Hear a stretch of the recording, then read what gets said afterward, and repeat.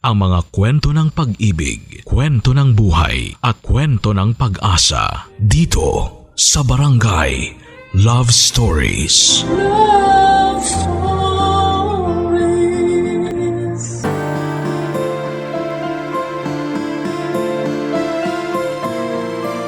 May mga pagkakataon na pag may nagawa tayong mali, tila bumabalik tayo sa umpisa. Nangyayari yan sa iba't ibang sitwasyon, sa trabaho, sa pang-araw-araw na ginagawa mo.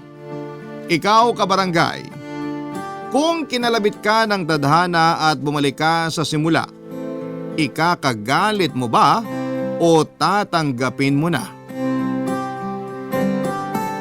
Dear Papa Dudut, ako po si Yara, noong 1 taon lang po nangyari ang aking kwento.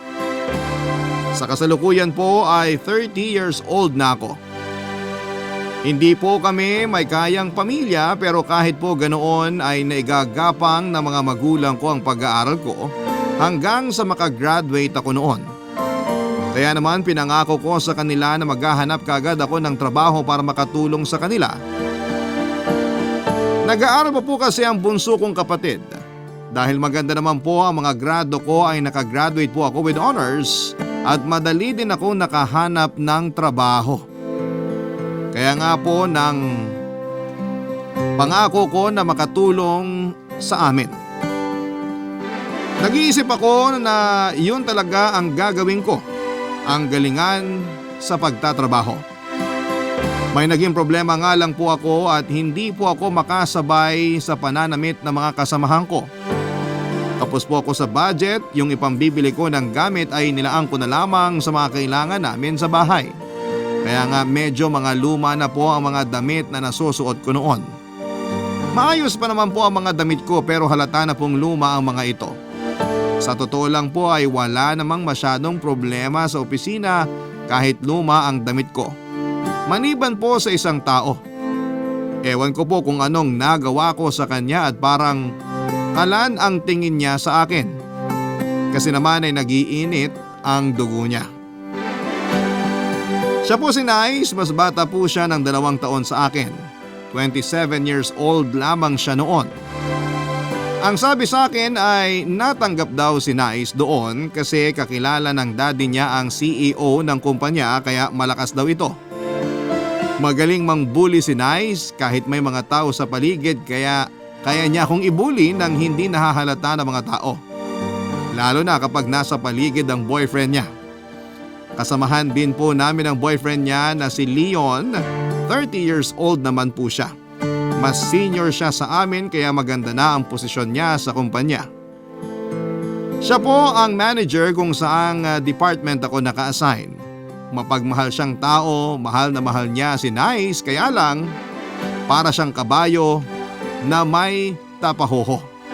Kasi hindi niya nakikita ang totoong kulay ni Nice. Kung anong bait niya ay kabaliktaran naman ni Nice, Papa Dudut.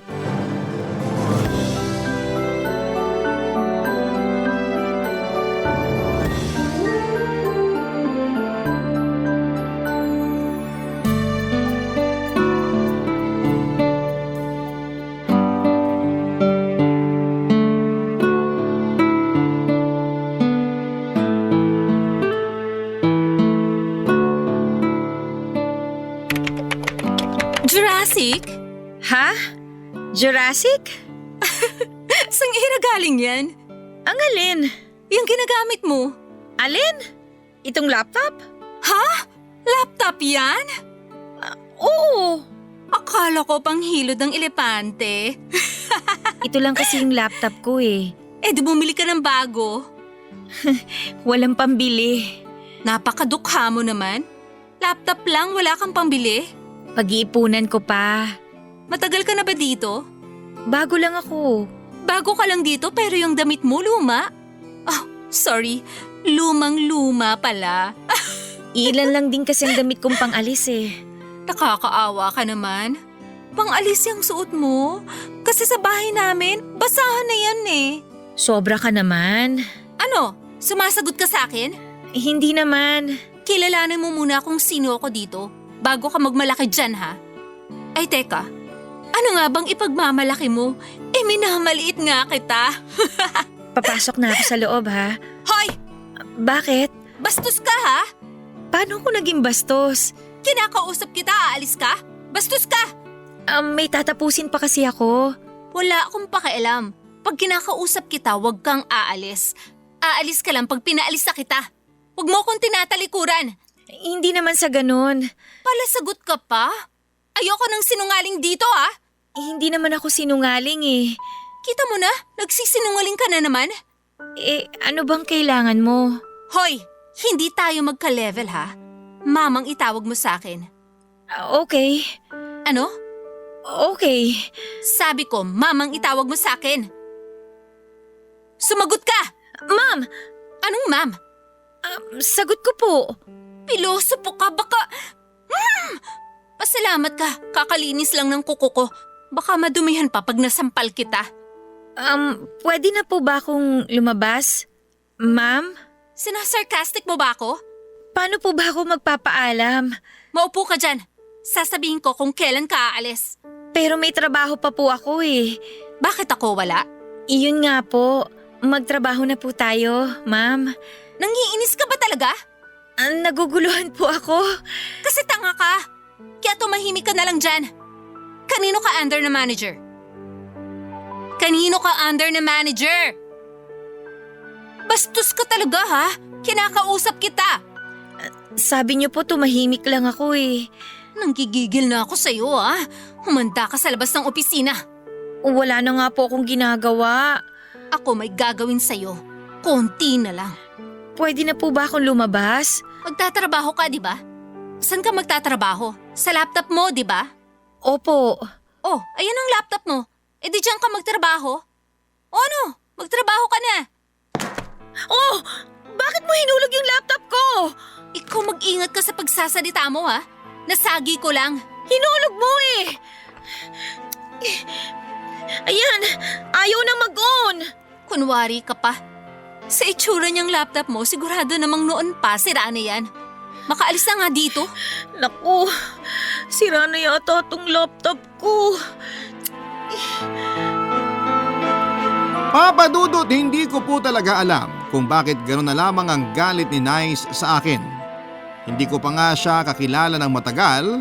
Sa ilang linggo ko pa lamang sa opisina ay ilan pa lamang ang kakilala ko. Yung mga katabi ko sa table at ang manager namin na si Leon, ayaw niya pong magpatawag ng sir kaya lahat kami ay Leon ang tawag sa kanya. Dahil alam ko na si Nice ay girlfriend ni Sir Leon, paano ko sasabihin sa kanya na ibinagsak ni Nice ang laptop ko? Paano ako magpapaliwanag sa kanya? Nasa laptop ko ang lahat ng report na gagamitin namin kinabukasan. Umiyak na lamang ako, Papa Dudut, kasi hindi ko din naman kayang awayin si Nice. Dahil mas matagal na siya at malakas daw ang kapit niya sa kumpanya. Sabi ko sa sarili ko na mga oras na yon ay titiisin ko na lamang po kesa naman matanggal ako sa trabaho.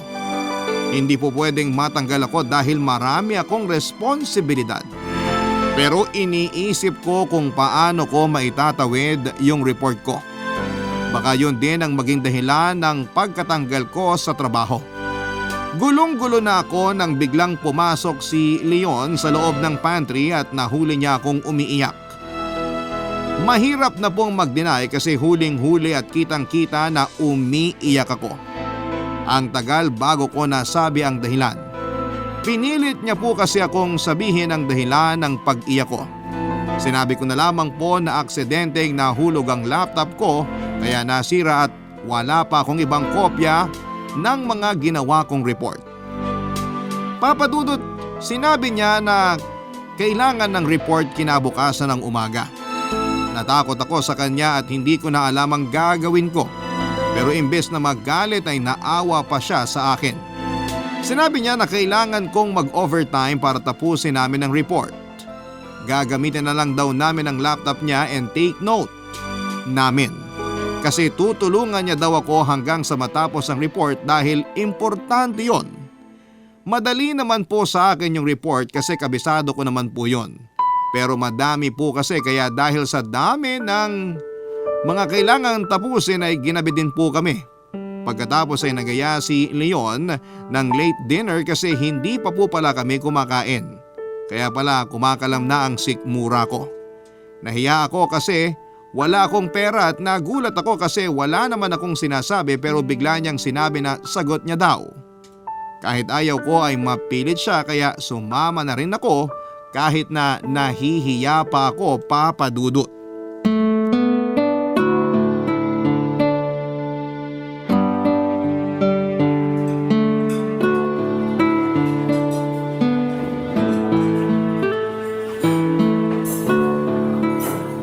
Salamat ha. Kumakain pa tayo, nagpapasalamat ka na? Ang ibig kong sabihin, salamat sa pagtulong sa akin sa report. Yung pasasalamat para dito sa kinakain natin, mamaya ko na sasabihin. Nakakatawa ka din pala ha? Seryoso ko. Okay. Pasensya na ha, pati ikaw na abala pa. Hindi mo naman kasalanan ng pagkakahulog ng laptop mo. Ha? Paano mo nalaman? Sabi mo, aksidenteng nahulog, di ba? Okay. Anong okay? Ang ibig kong sabihin, oo nahulog nga. Aksidente. Hindi mo na kailangang magpasalamat para doon. Kasi isang team lang tayo, kaya dapat tulungan. Salamat. Saan na naman? Same lang din sa kanina. Inulit ko lang. Nakakatawa ka talaga. Seryoso ako, maraming salamat talaga. Kumain na nga tayo? Ha? Okay. May tanong ako, total close na naman tayo. Personal ba? Medyo, pero tungkol lang sa opisina. Nahulog lang talaga yung laptop ko. Anong laptop? Tapos na tayo dyan. Ano ba yung itatanong mo? Sa opisina, may umaligid na ba sa'yo? Naku, walang langaw sa opisina. Hindi langaw, tao. Nung first day ko, yung security guard kasi ayaw niyang maniwala na doon ako nagtatrabaho. Ayun, umaali-aligid sa akin hanggang hindi ako nakakaupo sa pwesto ko. Puro ka naman biro. Ang sinasabi ko, may nagpapapansin na ba sa'yo? Yung nagpaparamdam. Naku, wala naman sanang magparamdam. Nakakatakot naman yung sinasabi mo. Ang kulit mo. Ang sinasabi ko, manliligaw. May nagpaparamdam na ba sa'yo na gusto manligaw? Naku naman, syempre. Wala. Bakit wala? Tingnan mo naman ang itsura ko. Ayos naman mga mata mo. Nasa tamang pwesto. Yung ilong mo din, saka bibig. Oh, anong mali sa itsura mo? Leon naman eh. Seryoso ko. May itsura ka. Sigurado may bigla na lang magpapapansin sa'yo. Bigla kang yayayain kumain sa labas. Ha? Yung parang ngayon? Ha? Oo. Pero niyaya mo ako kasi nagutom tayo sa paggawa ng report, di ba? Oo. Okay. So, anong sagot? Leon naman, may problema na yata yung mata mo. Tingnan mo naman ako oh. Tingnan mo ako kung manamit. Damit lang yan. Palgay ko ang kulang lang sa'yo. Konting makeup at saka ayos ng buhok. Naku, wala na akong oras para mag-ayos ng buhok. Kaya lagi ko na lang tinatali para mabilis. Yun nga, kailangan mo ng konting makeover. Konti lang naman. Niloloko mo naman ako eh. Kung seryoso ka kanina, seryoso ko ngayon. Iba na nga lang pag-usapan natin. Tulad ng ano? Yung girlfriend mo. Si Nice? Okay naman siya. Palakaibigan siya. Halos lahat sa opisina kaibigan niya. Talaga ba? Parang nagulat ka. Ha? Hindi, nagtatanong lang. Nagkakilala na ba kayo? Oo, sobra. Sobra? Sobrang ganda niya pala. Masyado lang siya makapal mag-makeup. Sabi ko, bawasan niya pero makulit eh. Sabi ko, nagmumukha siyang matapang. First impression tuloy sa kanya ng lahat, mataray. Hindi ba? Anong hindi ba? Hindi pa ba tayo uuwi? Medyo late na din kasi. Okay. Sandali, babayaran ko lang ito kinain natin tapos hatid na kita. Saan? Sa inyo. May pupuntahan ka pa ba? Ha? Wala na akong pupuntahan. Papa Dudut, hindi pa kami agad umuwi kasi nagaya pa si Sir Leon doon sa paborito niyang cake shop. Mag-dessert daw muna kami at gusto ko na sanang umuwi pero nakiusap siya. Ipapatikim niya daw sa akin yung masarap na cake doon. At di nga po siya nagbibiro. Totoo nga at napakasarap ng cake na kinain ko. Ewan ko kung dahil ba noon lang ako nakatikim ng ganong cake o dahil noon lang uli ako nakakain ng cake. Makalipas ang ilang taon.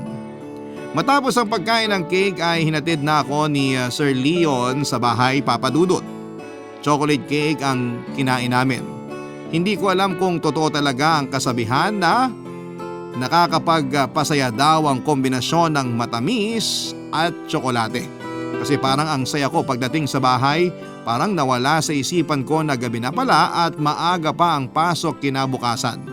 Pero kasi hindi nagsinungaling si Leon. Napakasarap naman talaga noong cake na yon. Kaya naman sulit ang puyat ko, Papa Dudut. Dala ko pa ang ngiti ko hanggang pumasok ako kinabukasan. Pero may sorpresa pala akong aabutan sa opisina. Hindi ko alam kung saan o kanino nang galing ang balita. May malaking chismis ang kumalat. Umugong sa opisina ang balita na buong gabi daw kaming magkasama ni Leon, Papa Dudut. Kahit na hindi naman totoo.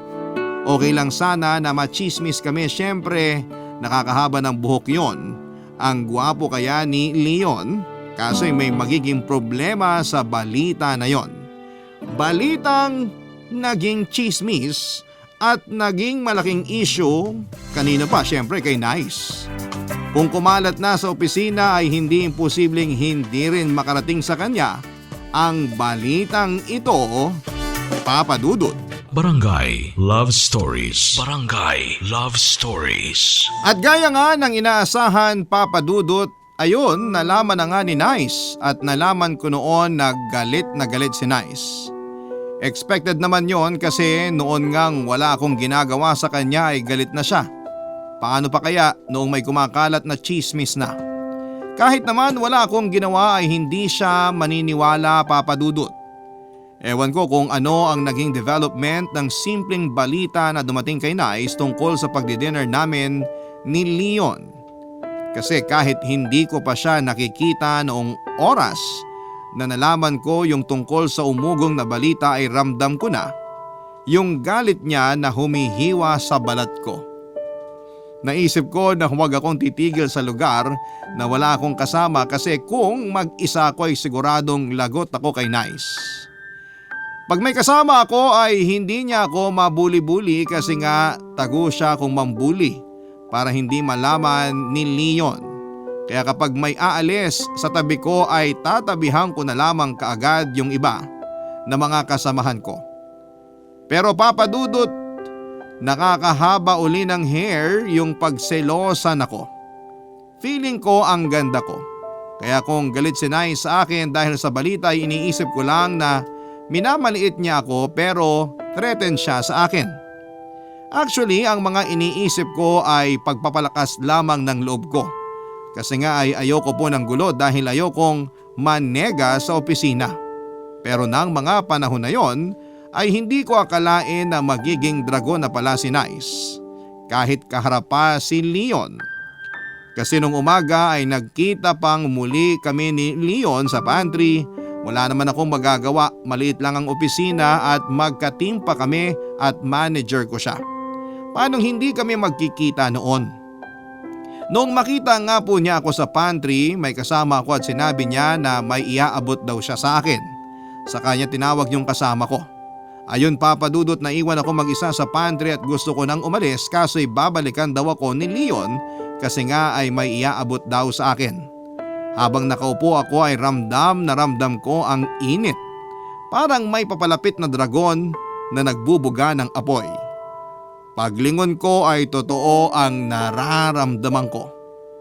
Palapit na si Nice at namumula pa. Kaso bago niya ako nalapitan ay naunang dumating si Leon. Pero nakita ko siya na tumigil kung saan nakikita niya ako at nakikita ko siya, Papa Dudut.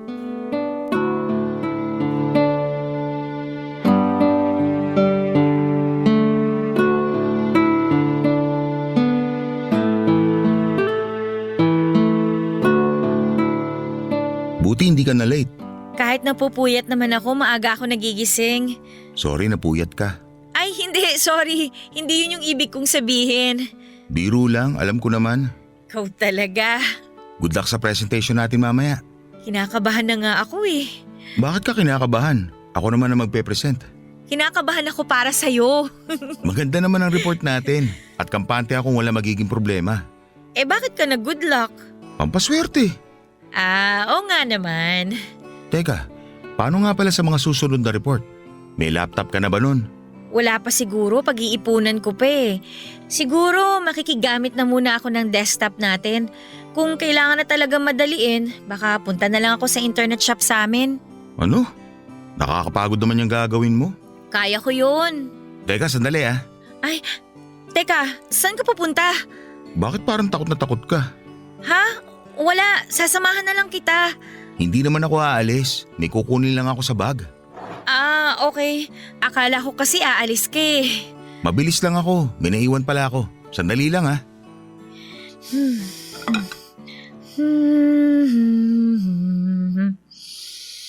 Hoy, Ay! Ano ba naman, ma'am? Umiinom ako eh. tigilan mo ko, baka ibuhos ko pa sa'yo yung kape mo. Ano na naman po ba? Wala na akong laptop, nasira na ng tuluyan. Wala akong pakialam sa basurang laptop mo. Ikaw ang kailangan ko. Eh pero magkaibang department po tayo. Anong sinasabi mo? Tigilan mo nga ako. Okay po.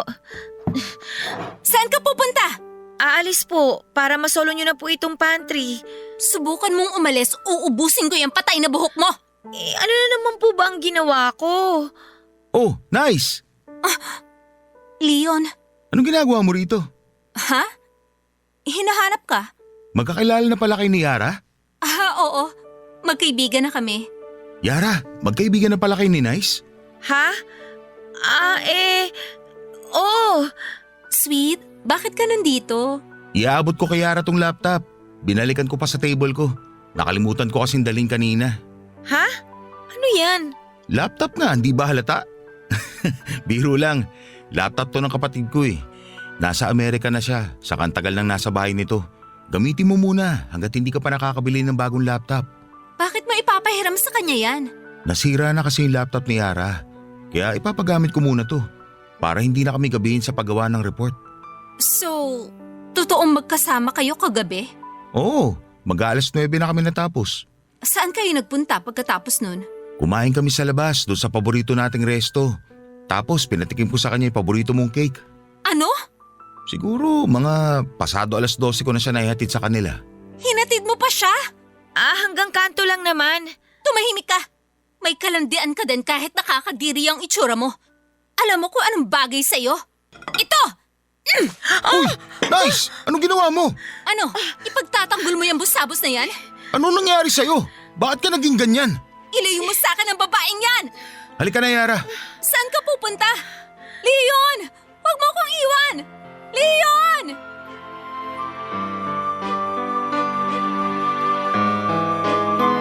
Iniwan ni Leon si Nice, siya naman kasi ang nagsabi na ilayo daw ako ni Leon sa kanya. Pero galit na galit si Leon sa ginawa ni Nice, Papa Dudut. Todo hingi siya ng pasensya sa akin. May report kami ng lunchtime pero nagulat ako nang sumakay kami ng elevator. Tinanong ko kung saan kami pupunta at sa galit ni Leon ay parang hindi ako nadinig. Kaya hindi na lamang ako nagsalita pa. Nagpunta kami ng basement at sumakay sa kotse niya. Hindi ko alam kung saan kami pupunta at maaga pa naman noon pero may report kami ng alas 12. Hindi pa rin ako nagtanong muli at sinabi ko na sasamahan ko na lamang siya.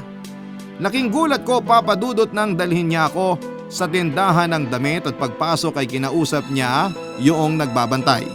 Ilang sandali ay pinilihan ako ng damit ng bantay ng butik. Matapos ay sinama ako sa loob. Itinuro niya ang banyo at ang sabi ay pwede daw akong maligo doon para matanggal ang lagkit ng kape. Nagulat ako. Noon ko lang nalaman na may butik pala na may banyo na pwedeng ipagamit sa mga bumibili at kompleto lahat ang kailangan mo sa banyo.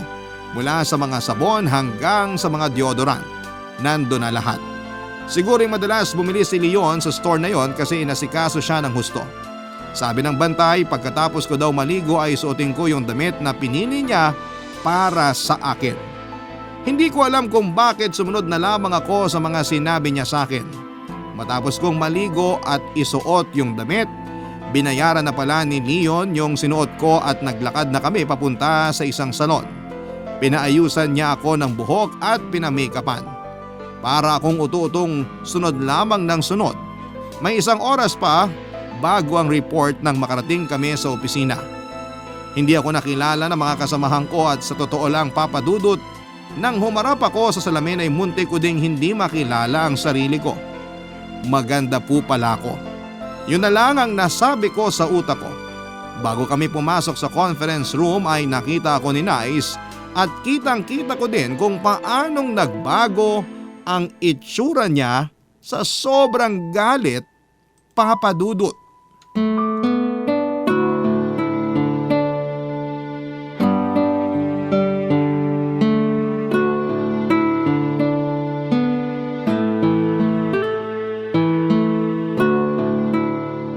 Congratulations, Leon! Ang galing mo dun sa presentation ah. Magaling tayo. Magaling ang buong team. Group effort yun. Pero ang galing mo magsalita kanina. Sana ako din ganun. Anong sana ikaw rin ganun? Kinakabahan kasi ako pag haharap sa tao at magsasalita. Kaya hindi ko kaya yung confidence mo kanina. Alam mo, ang confidence, kakailanganin mo yan sa trabaho. Kaya ikaw dapat confident ka rin sa sarili mo. Madali lang sabihin yan para sa'yo. Practice lang yan. Tapos, huwag mong pansinin mga nakatingin sa'yo. Sabi nga, mas madami pa rin yung nakatingin na humahanga kesa naiinggit at maninira. Wow! Bigla ko tuloy naramdaman na kinaiinggitan. Ang ganda ko ha? Maganda ka, period. Ha? Huy, Ay, bakit? ano nangyari sa'yo? Bakit ano nangyari? Natulala ka. Ay, sorry ha. Ngayon yung sabihin walang nangyayari sa inyo. Ano bang nangyayaring sinasabi mo? Tumahimik ka. Yung boses mo, nasa opisina tayo. Wala akong pakialam. Baka makarating sa mga boss to. So, hindi ako natatakot. Dahil kaibigan ni Daddy ang may-ari nito at pwede kong ipaalis ang babaeng yan. Wag naman, ma'am. Kahit magmakaawa ka pa. Tumigil ka nga, Nice. Nag-ieskandalo ka na. Hindi lang ako mag-ieskandalo. Mananakit pa ako. Ikaw babae ka. Tatahitahimik ka kunwari, ahas ka pala. Hetong nararapat sa'yo! Tigilan mo yan! Bitiwan mo ang kamay ko, Leon.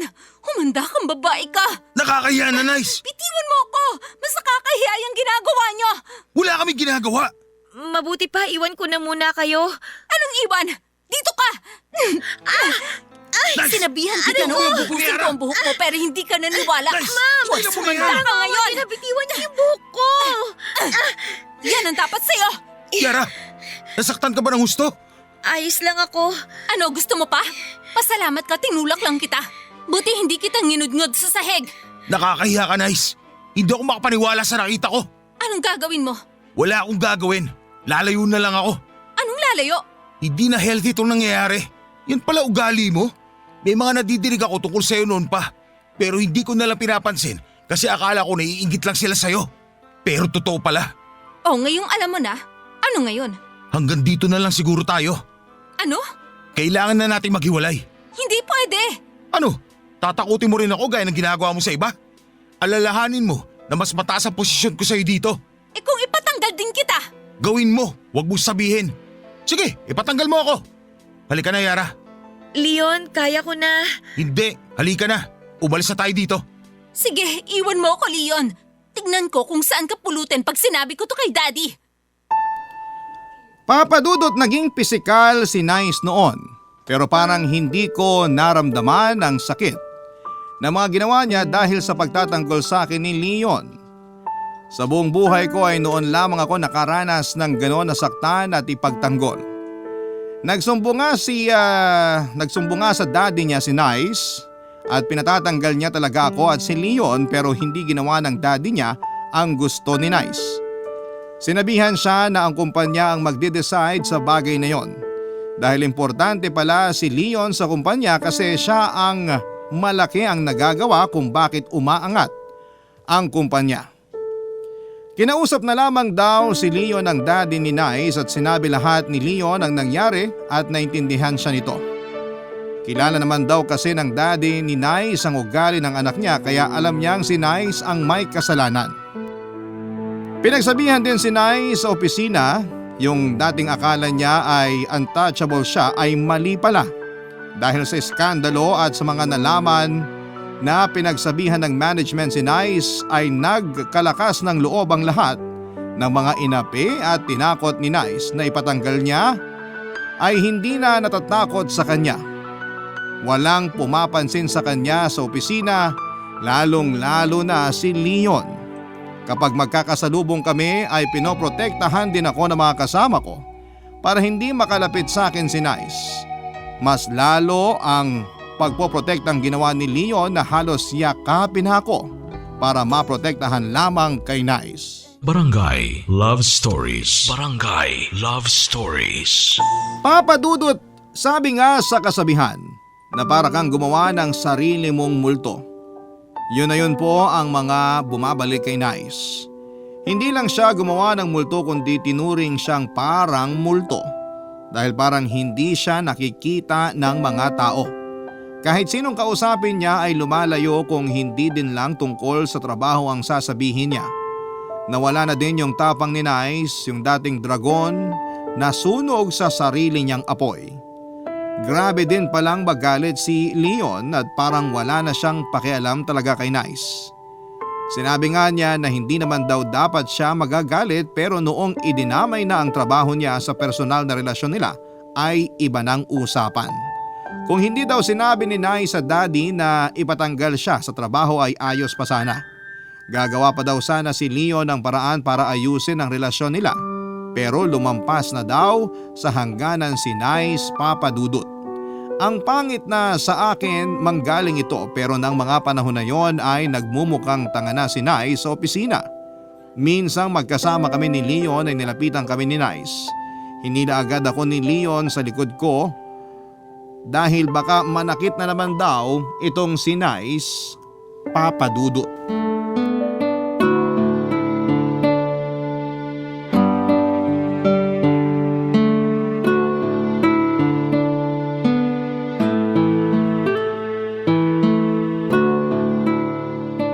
Salamat ha. Oh, saan na naman? Ikaw naman. Siyempre sa pagsundo sa akin. Ang lapit-lapit lang ng bahay ko dito sinundo mo pa ako. Malayo din yung 2 kanto, no? Saka along the way naman ng bahay nyo. Magpasalamat ka kung manggagaling pa ako sa south para sunduin kita sa north. Tapos babalik sa opisina sa south. Sa bagay. Siya nga pala, itong laptop, hindi pa ba hinahanap ng kapatid mo? Sa tagal niya na sa Amerika, hindi niya na hinahanap yan. Pero isusoli ko na rin kagad to pag nakahiram na ako sa iba ha. Pinahiram na nga kita, manghihiram ka pa sa iba. Nakakahiya na kasi. Nakakatulong sa iyo yung laptop, di ba? Oo. Dahil sa laptop na yan, natutulungan mo ang kumpanya, hindi ba? Oo. Dahil natutulungan mo ang kumpanya, tumitibay ito. At dahil tumitibay ang kumpanya, natutulungan mo din ang lahat para magtagal ang trabaho nila. At dahil natutulungan mo sila, ikaw din natutulungan nila. Hindi ko masundan, sorry. Ang point, gamitin mo lang yung laptop. Nahilo naman ako sa paliwanag mo. Gutom lang yan. Tara, mag-almusal tayo sa cafeteria. Sagot ko ha? Oh, ayos Malaki na ba sahod mo? Ako na sasagot. Hoy, hindi. Binigyan ako ng increase. Maliit pa lang yung binigay sa'yo. Kaya kakapusin ka pa sa dami ng kailangan mo. Kaya saka mo na ako ilibre pag malaki na increase mo. Sige na nga. Baka bigyan mo na naman ako ng nakakahilong explanation. Teka lang, madalas kang mahilo? Hindi kaya… Hindi kaya ano? Oy! Knock on wood! Huwag kang nga nagbibiro ng ganyan ha. Tsaka paano? Grabe ka naman makapag-react. Wala naman ako sinabi Ikaw nag-iisip niyan. Oy, bad joke yon ha. Sorry, kalimutan mo na yung bad joke na yon. Doon naman tayo sa good. Anong good? Good joke? Hindi joke, good lang. Ayoko na sorpresahin ka, kaya sasabihin ko na. Ano ba yan? Pasuspense ka naman Hiningan ako ng pangalan para sa promotion. Ay, maganda yan. Sinong nirecommend mo? Naku, nagtatanong pa. Eh di ikaw. Ah, okay. Yan lang talaga ang nasabi mo? Ah, okay? Promotion to. Ibig sabihin, mas mataas na posisyon, mas mataas na sweldo. Nireko mo pa lang naman ako Ayokong umasa. Siyempre maraming pagpipilian. Sa akin lang humingi ng reko. Sino pang mga sinabi mo? Ikaw lang. Ha? Kaya mukhang sa'yo talaga mapupunta ang posisyon. Huwag ka naman magbiro ng ganyan. Seryoso ko. Hindi lang yun. Dahil maganda ang mga nangyayari sa department natin, nag-record din ako ng increase sa buong team. Nakakatuwa naman. Magandang early Christmas yun para sa lahat pag natuloy. Anong early Christmas? June pa lang. Di ba ang early? Si Nice, Huwag mo nalang pansinin. kawawa naman. Kailangan niyang matuto. Siguro naman natuto na siya. Paano mo naman nasabi? Kasi tahimik na siya eh. Wala na siyang inaaway. Hindi pa prueba yon. Malay natin, baka buhay-buwelo lang yan. Sobra ka naman. Good morning. Good morning daw. Batiin mo din. Ayoko. Sobra ka naman. Batiin mo na. Hindi pa ako handa. Nice! Huh? Good morning din. Salamat. Tara na, gagawa pa tayo ng report. Report? Oo, tara na. Okay, sige. Nice, punta na kami sa office ha. Sige. Nice, gusto mo ba? Halika na, Yara. Okay. Papadudot, alam kong sobra ang mga ginawa sa akin ni Nice noon. Hindi naman sa nagpapakasanto ako pero awang-awa po ako sa kanya. Hindi na siya pinapansin ng mga katrabaho namin pero mas hindi na siya pinapansin ni Leon. Alam kong 3 taon silang magkarelasyon. Parang napakasama naman ni Leon sa ginagawa niya pero naiintindihan ko siya. Gusto lamang talaga ni Leon na ma-realize ni Nice lahat-lahat ng kamalian niya. Pakiramdam din kasi ni Leon na sa loob ng 3 taon ay niloloko pala siya ni Nice. Mabait sa harap niya pero pagtalikod niya ay napakalupit sa ibang tao. Nagtataka nga daw si Leon kung bakit ganon. Hindi naman daw spoiled sa bahay si Nice, sa katunayan may pagka-istrikto ang daddy niya. Kaya nagtataka daw siya kung bakit ganon si Nice. Pero ano pa man ang plano ni Leon kay Nice ay ayoko nang manghimasok. Kasi personal na nila yon at hindi ko naman po sinasabi na balikan niya. Ang sa akin lang naman po ay maging maayos na ang lahat. Mas masarap kasi ang walang kaaway. Patuloy na naging ganon ang trato kay Nice, hindi lang ni Leon pati ang lahat ng buong opisina. Dahil doon ay naapektuhan ang performance ni Nice, na-demote po siya. Lumalabas po na mas mataas pa ang posisyon ko noon kesa sa kanya. Hindi po kasi nagsinungaling si Leon, seryoso pala na i-recommend niya ako for promotion. Kaya naging supervisor ako habang si Nice ay bumaba ang posisyon. Papadudot, sabihin ko lang po na hindi po ang posisyon ni Nice ang kinuha ko. Kasi magkaiba nga po kami ng department kaya wala po akong naagawan o nasagasaan.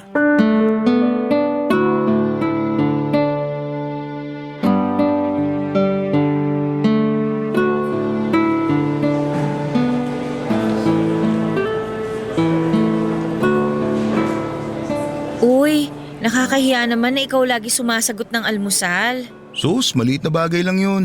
Bukas ako naman ang manlilibre ha. Wala nga angal. Hindi ako papayag. Ang dami mo nang naitulong. Pati promotion ko oh. Recommendation lang ginawa ko. Sila pa din ang nagdesisyon para ma-promote ka. Dahil maganda ang record mo, naging madali na lang yun para sa kanila. Kaya kung tutuusin, ikaw din naman ang naging dahilan kung bakit ka na-promote. Talaga ba?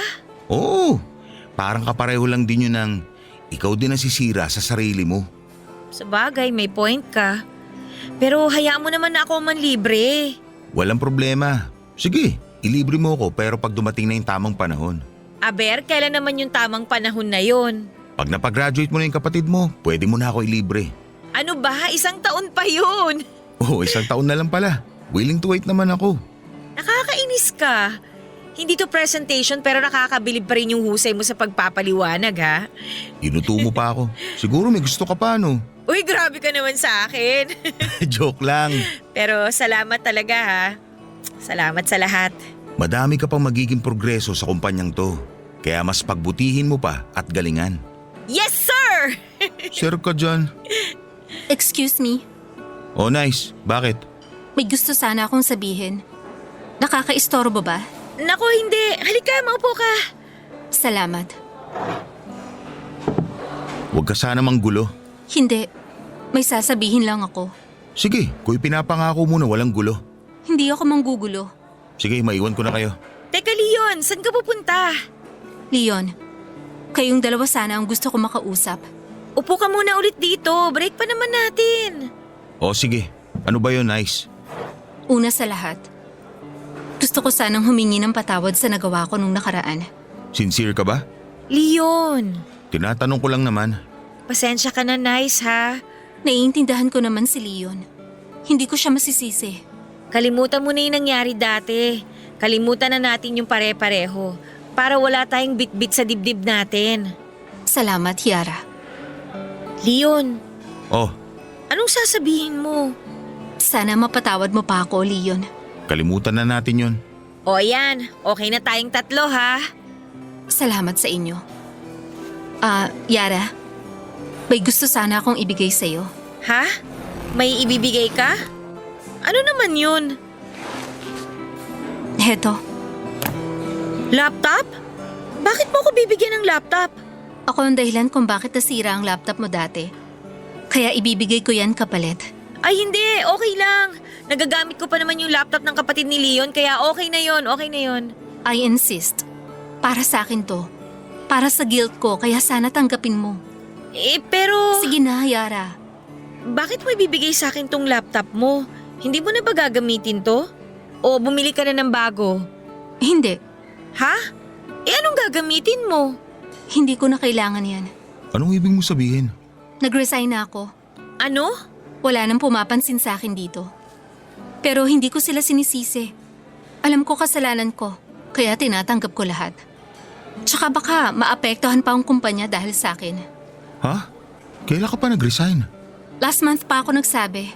Effective today na ang resignation ko, kaya last day ko na rin. Nice. Ayos lang ako. Magpapaalam na ako. Siya nga pala. Binabati ko kayong dalawa. Papadudot hinabol ni Leon si Nice at nag-usap sila. Sinabi ni Leon na walang namamagitan sa amin kundi ang pagkakaibigan lamang. Totoo naman po, Papadudot, naging magkaibigan kami ni Leon matapos ang lahat ng mga nangyari. Kahit ano pong isipin ng iba ay wala talaga kaming naging relasyon. Maliban na nga po sa pagkakaibigan. Papadudot, nakagraduate na po ang kapatid ko at dahil mas maganda ang grades niya at isa siyang magna cum laude, ay mas lalo siyang madaling nakahanap ng trabaho. Ang sarap pong pakinggan noong magna cum laude, ang sarap sa dibdib na may pinuntahan ng hirap at sakripisyo ko. Kaya pakiramdam ko ay magna cum laude din po ako. Hindi pa siya nakakagraduate ay may kumuha na sa kanya na isang kumpanya. Maganda ang posisyon at mas maganda ang sweldo. Kinausap niya ako na magpahinga na ako sa sustento dahil siya naman ngayon ang bahala sa mga pangangailangan ng magulang namin. Napakasaya ko at hindi sinayang ng kapatid ko ang mga hirap namin para sa kanya. Sa ngayon ay manager na din ako, Papadudot. Nagbago na ang taste ko sa pananamit at may boyfriend na din po ako. Hindi po si Leon ha, dahil si Leon naman po ay may girlfriend na rin na mahal niya. Kaya naman nagpaplano na sila ng kanilang kasal ngayong taon. Ang babae pong sinasabi ko ay si Nice din, Papadudot. Nagkabalikan po sila at si Nice ay ibang-iba na kesa noon. Malaki ang aral na ibinigay sa kanyang buhay at natuto siya sa mga nangyari lalo na sa kalabit ng tadhana.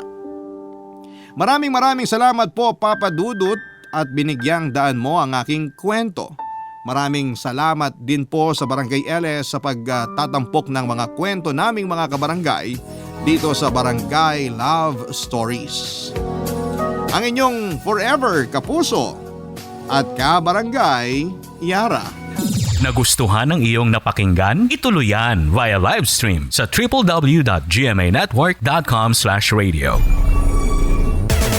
Barangay LS 97.1 Forever